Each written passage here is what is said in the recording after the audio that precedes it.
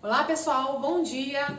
Galera, como vocês puderam observar, a gente encerrou a nossa unidade 3 e a partir de agora a gente vai estar dando início à nossa unidade 4, tá? Do seu livro didático. Então a partir de agora a gente vai estar falando lá da sua página 33 até a página 35, tá? Essa imagem inicial mostra um vegetal. Ah, professora, é uma planta? Vocês vão ver exatamente como que a gente pode nomear quando é planta e quando não é, tá? Ele é um vegetal, ele está dentro do reino vegetal, reino plantei. Mas a gente vai especificar melhor cada classificação que a gente usa, tá? Então agora a gente vai falar primeiro características gerais das plantas. Bem, inicialmente eu preciso chamar a atenção para vocês de alguns tópicos que já foram abordados anteriormente. Plantas ou reino vegetal. Qual é a principal característica do reino vegetal? Ah, professora, eu sei. Eles são compostos por várias células. Então a gente chama isso como pluricelular. Ou seja, as plantas, o reino vegetal é composta por várias células. Ah, professora, mas eu aprendi multicelulares. É a mesma coisa do que pluricelulares. Ah, eu lembro também que elas são autotróficas. Auto significa si próprio. Trófico, alimento. Então, autotróficos são aqueles que produzem seu próprio alimento. Beleza, as plantas são autotróficas, mas elas são autotróficas por quê? Como que elas produzem seu próprio alimento? Isso aí, através da fotossíntese, tá?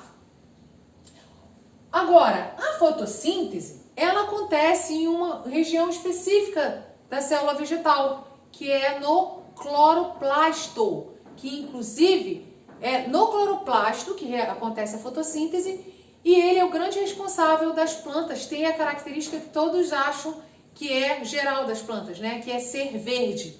O cloroplasto é uma organela que faz a fotossíntese, beleza? E ele é verde pela presença da clorofila, ok?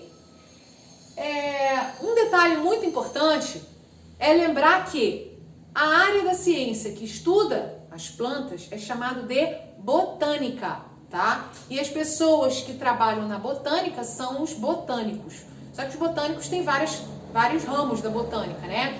Tem os botânicos que estudam só a morfologia, ou seja, a forma. Vocês percebem aqui, ó, tá vendo? Tem vários vegetais. Cada vegetal aqui tem um formato de folha. Então, esses estudam a morfologia. Tem botânicos que trabalham com a sistemática, ou seja, como faz com a classificação desses grupos e assim por diante. Nesse slide, vocês podem observar aqui uma célula vegetal. Repare, nessa célula vegetal você percebe aqui o núcleo, né? Ela é bem parecida com a célula animal. A única diferença entre uma célula vegetal e a célula animal está na presença desses três itens aqui, tá? Ela é bem parecida com a célula animal.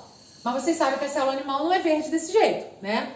Esse verde aqui é graças à presença do cloroplasto, porque essas bolinhas verdes é o cloroplasto e dentro dele tem clorofila, por isso fica verde, tá? Mas essa clorofila é inteiramente ligada à fotossíntese. Se você tira uma planta, por exemplo, você coloca uma planta dentro da sua casa, você vai começar a observar que as folhas vão ficar amareladas. Por quê? Porque ela não está pegando a luz do sol, então ela está fazendo ela está tendo uma baixa produção, uma baixa fotossíntese. Isso faz com que as folhas fiquem amareladas, tá?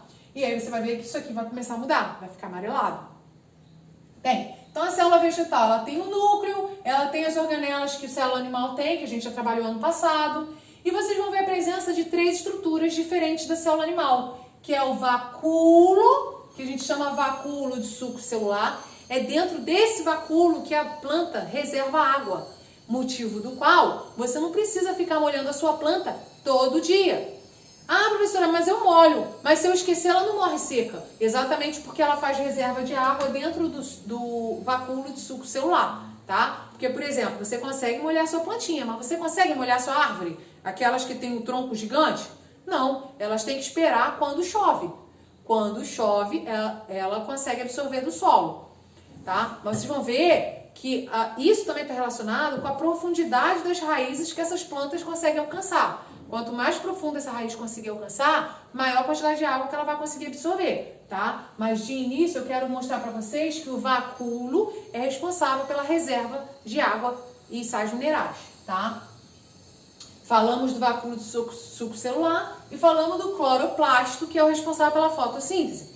Faltou um. Esse um está relacionado à parede celular. Essa parede celular é o que fica em cima da membrana plasmática da célula vegetal. Lembrando, a célula animal, ela não tem parede celular, ela só tem membrana plasmática. A célula vegetal, ela tem parede celular pela seguinte situação. Imaginem só, a célula vegetal está recebendo água, ela tem que encher de água nesse vacúolo aqui. Só que, se ela não tivesse a parede celular, ela ia se romper, ela ia estourar. O que faz ela ser mais resistente e não estourar é a presença da parede celular, tá? Então, qual é o objetivo da parede celular? Dar ela resistência para que ela não estoure com facilidade, ok? Beleza, até então, tranquilo, professora, eu estou entendendo tudo. Agora, professora, me diga uma coisa. De dia, a planta faz fotossíntese. À noite, ela fica esperando o dia? Como que acontece? Ela não morre à noite? Bom, as células vegetais, além do cloroplasto, que é responsável pela fotossíntese, ela também possui mitocôndria. Por quê? Porque durante os momentos que não tiver a luz solar, ela vai estar respirando também. Motivo do qual as pessoas mais idosas, né, as pessoas antigas falavam que não se bota a planta dentro de casa, porque a planta dentro de casa rouba o seu ar. Gente, realmente, a planta dentro de casa, ela vai fazer grande parte do tempo respiração. Mas vamos considerar, né? Uma planta respira a mesma quantidade de oxigênio que um ser humano respira? Ela nem se mexer, se mexe. Você não sai nem do lugar e você só em estar dormindo está gastando. Está usando muito oxigênio. Então, a gente não pode associar a comparação que as duas são a mesma coisa. O oxigênio que a planta vai utilizar na respiração é 2% se não for menos do que você usa, tá? Então, à noite, nos momentos que não tem luz solar, a planta vai fazer respiração celular. E ela vai fazer através das mitocôndrias. Ah, entendi. Beleza. Então, a fotossíntese é o processo que a planta faz de absorção da água e sais minerais, que está resumido nessa fórmula aqui, que vocês já viram ano passado, tá? Glicose e oxigênio. Isso aqui na respiração, tá? Glicose, nós comemos comida. Estou dando exemplo do ser humano para você compreender melhor, mas esses dois processos a planta também faz, tá? Então, glicose mais o oxigênio que nós inalamos reagem e produz gás carbônico e água. E aqui ficou faltando um item, né? Que é a energia liberada. Já a fotossíntese é gás carbônico com a água absorvida do solo, reage com a água, ou melhor, gás carbônico absorvida do ar, reage com a água do solo e através da luz solar ele produz glicose e oxigênio, da qual ele libera no ar. Repare, a célula vegetal, quando tem sol, ela vai fazer esse processo aqui. E quando não tem, ela vai fazer esse processo aqui. Ela usa a glicose que ela produziu durante o dia para realizar a respiração celular durante a noite para que ela não morra, tá? Agora, outra coisa importante que eu preciso chamar a atenção para vocês é o seguinte. Reparem a diferença. Vamos associar aqui para ver cada item a diferença entre um e outro. Onde ocorre a fotossíntese? Nas células com clorofila, ou seja, nas células que têm cloroplasto, né? E a respiração celular? Em todas as células que possuem mitocôndria. Quando acontece a fotossíntese, ela depende exclusivamente do sol. Ela precisa do sol. Sem o sol, ela não consegue reagir nem... Mesmo que ela tenha a presença do gás carbônico e da água, sem o sol ela não consegue reagir. E a respiração celular? Ela ocorre durante as 24 horas do dia. Ah, professora, mas acontece paralelo com a fotossíntese? Quando a intensidade do sol é baixa, ela vai realizar a fotossíntese, mas com menor proporção. Hoje, por exemplo, no caso do dia de hoje, que é um dia que está nublado, né? Não tem tanta incidência solar, hoje ela vai estar fazendo esses dois processos, tá? Gás absorvido na fotossíntese é o gás carbônico, que é o dióxido de carbono, e na respiração celular é o oxigênio. E o gás eliminado? Na fotossíntese, oxigênio. Na respiração celular, gás carbônico. Resultado da fotossíntese. Ele armazena energia luminosa na forma de energia química. com a produção de glicose. Essa produção de glicose, algumas plantas fazem reserva dessa glicose, que a gente chama de amido, tá? Nós podemos ver, por exemplo, o aipim, tá? O aipim é uma reserva energética da planta. Ela reserva, é como se fosse a nossa gordurinha, que a gente acumula o que a gente não está usando. A planta também faz esse processo. A gordurinha da planta seria o acúmulo do amido, tá? Que a gente pode encontrar como exemplo no aipim. E a respiração celular? Qual é o produto final? Qual é o resultado? Ele libera a energia acumulada nos alimentos. Essa energia acumulada ele libera, no caso aqui da planta, para realizar o procedimento e mantê-la viva, e no nosso caso, para a gente ter o nosso gasto energético durante o dia. Um conceito que é muito errado, que eu faço questão de trazer isso para vocês, é ouvir, quando a gente ouve falar que a Amazônia é o pulmão do mundo. Inclusive, teve uma época que o Greenpeace tinha uma blusa com o formato do pulmão com as árvores da Amazônia, em protesto, né, com relação à proteção da nossa Amazônia. O protesto contra a proteção, com relação à proteção, tá certo.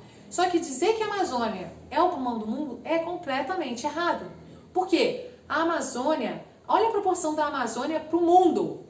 A Amazônia, o que ela produz de oxigênio, ela gasta lá mesmo. Nosso oxigênio, o oxigênio que nós temos em abundância no nosso ar, os grandes responsáveis dessa produção são as algas marinhas. Na verdade, nós temos mais terra ou mais água no nosso planeta? Todos sabem que é água. Então, a quantidade de algas marinhas é o que influencia. Na verdade, não são só as marinhas, né? Nós temos as ducícolas também. Mas as algas marinhas, o mar é o que nós temos em maior proporção. Então, as algas marinhas são os maiores responsáveis da produção do nosso oxigênio. Aqui está a porcentagem de cada um. As algas marinhas, elas produzem 54,7% do nosso oxigênio. Os bosques e florestas em geral, 24,9%. Estepes, campos e pastos, 9,1%. Áreas cultivadas em geral, 8%. E as águas de água doce, 0,3%. Detalhe, esses valores são próximos, tá? Não é específico exatamente esse valor, não. São próximos.